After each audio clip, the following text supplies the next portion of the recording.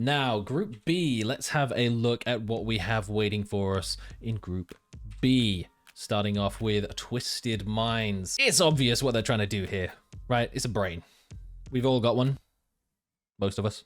To be honest, I think most of us don't want to be reminded of our internal organs most of the time. No, it's kind of like that thing where they say, oh, you can always see your nose on the edge of your peripheral vision, and now that it's been mentioned, you can just see it, and it's just there, and it won't go away, and it's just really fucking annoying. It's like at the same time, someone's like, oh, you've got 17 miles of intestines inside of you that's transporting your food down the chute, and it's like, gross. I mean, the brain is an important organ, don't get me wrong. Like, I'm glad that we have them. The whole point of PUBG to like remove people's brains, like AWMs and shit. And I'm also pretty sure that this logo is text in itself. Ignore the sort of circular thing on the outside. That's not really in their official logo. That's just what I could find on Google. But like within the brain itself, I'm pretty sure that's some Arabic text. But I don't speak Arabic, so I don't know what that says. I would presume maybe it's something to do with twisted, because then you've got the twisted and the brain, but then also that's kind of cringe. I do once again like the pink though, so they will get some points for that, but just making your logo a brain, it just, I don't know.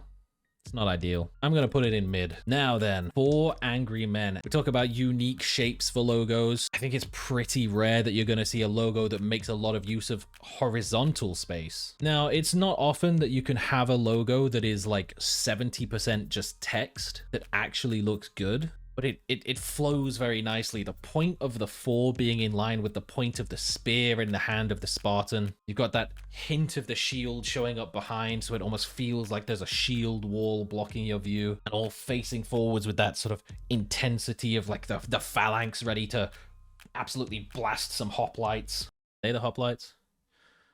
Shank some Persian invaders. Yeah, this is good. One very minor thing. Why does it say 4 Angry Men 4? Like there's been 4 Angry Men 1 and now this is the 3rd sequel or something. Bit weird. But I think I can forgive that because the rest of the logo is just so well done. I'm saying this one, we hang it in the Louvre. Now, Gen G. This is kind of what I was talking about 4 AM, saying it's a very unique shape. Gen G is basically the default shape for a logo of anything. Esports teams, football teams, just put it in a vaguely shield shape and you've probably done a fine job. The thing that works so well with this one, the team name being Gen G, the double capitalization on the G's just works. It just fits so nicely in this shape. Even with the inverted one, it's not there for no reason. It's there to make that sort of shield shape. It's not like Armory Gaming where they just flipped it around for whatever reason, but here it just sits so nicely. Really nice parallel positioning. The angles all line up nicely. The black and gold color scheme just screams that sort of elegance, that sort of championship energy that everyone would love to emulate, but not many can. Even in this version of the logo where it does have the text on the top, which isn't there in all of them, the very slight curvaceousness, just to give that little bit of a slight additional angle so it's not boring and just flat across the top. It all fits. It's all so good. Yeah.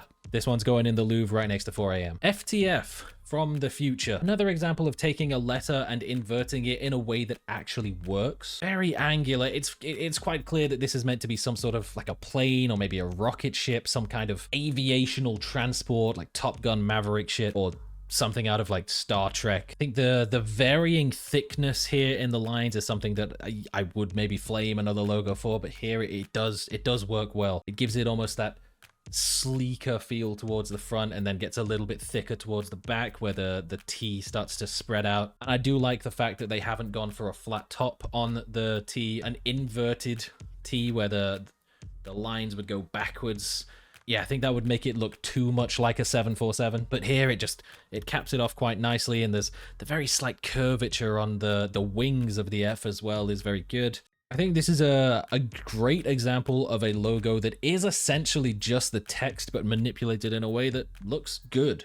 Not quite on the level of a Gen G, but definitely bloody lovely that. And now, Wally Tai. The biggest version of this logo I could find was 200 pixels across, so do excuse if this one's a bit pixelated and whack. Red, white, and blue color scheme, I mean, classic. It looks a little bit like, you know how in the modern Mortal Kombat games all the characters are wearing these face masks like Scorpion, Sub-Zero? If they were to add like Captain America or something to a Mortal Kombat game. It feels like he'd be wearing this, but it has like a little hint of the shield shape down towards the bottom, kind of spreading its wings upwards. This probably would look good in like the crest of a t-shirt or a jersey. The part of it that I'm not such a fan of is the way that they've sort of added the depth and the bevel onto the internal parts, especially in the red, where it has sort of different gradients coming off in different angles to give the effect of light hitting it and bouncing off a sort of pointed surface rather than flat. I can understand why they would do that, because it might not look that interesting if it was just a solid block of red, but I guess those minor details that you're just not going to see until you have it on a screen that's kind of at this size, it just gets lost. I'm not sure what we're gaining from those little sort of hints of white showing through on the side as well, just only there and nowhere else. I'd say overall this is there's a couple of weird choices in the design, but overall it's pretty good. It's alright. Now TSM, another staple of the esports industry. I think you would be forgiven if you were to think that this team was just called SM. The T being incorporated into the circle that surrounds it, it can get a little bit lost. And if you're not familiar with the brand, you probably wouldn't recognize it as TSM. Maybe at best you might say STM, but that readability gets a little bit lost. But it is quite impressive that they've managed to take a logo which is essentially just a circle and made it feel quite pointy, concentric circle design as well, with the S's curving and the M coming down to a point as well. I do like, of course, TSM have made some banging jerseys over the past, but if we're looking purely at the logo, I don't know. I think the clue is in the name. Team Solo, mid. D+.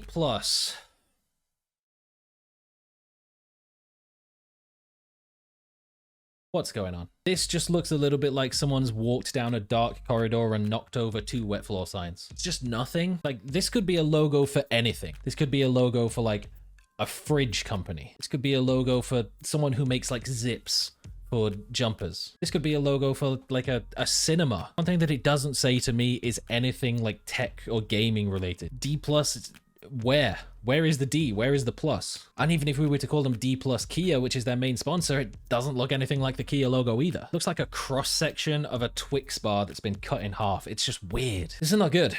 It's not good. We're gonna have to burn this one and start again. And now, New Happy. Now, there was definitely a time where it was a lot of this kind of solid block color shading and animal themes coming into with logos, and I think, to be fair, they've done a pretty good job having a total of 4, maybe 5 different shades of red just to really hone in on those like thick hardened brow ridges on this bull, giving depth on the side of the nose as well. Like the horns look pretty menacing. The classic nose ring as well makes an appearance, just a little bit of a splash of another color. I'm not 100% sure why it has 2 tails, and that bull doesn't really look very happy or particularly new for that matter, but at least they've managed to get the bull horns on the N and the Y, so it kind of continues on with that almost tiered pointing upward system. And even in this, they have a little bit of a hint of that shield shape coming into the background behind the tail at the bottom. Yeah, I think color wise and design wise, this one, yeah, bloody lovely, that. Bleed Esports. Singaporean brand that has had a little bit of success in some other titles. And of course, I'm really happy for the FTF boys for getting picked up, and getting signed by an organization is a big deal. But artistically, this is, it's a shame. FTF logo was really nice. It was very clean, it incorporated the letters, had good shape to it, good use of symmetry. This Bleed Esports logo, it's a pointy B with a couple of blood drops that look probably more like foxtails. Of course, we're using a red color scheme, but it's not a very saturated red. It almost becomes pink as we get a little further down, where the gradient starts to kick in. And you really would expect with a name like Bleed that you would have a logo that a bit menacing. This is just whatever. Of course, I'm happy for new organizations to enter the scene, but unfortunately, from an artistic standpoint, this one, definitely a downgrade. It's not the worst thing I've seen, but it's pretty middle of the road. It's alright.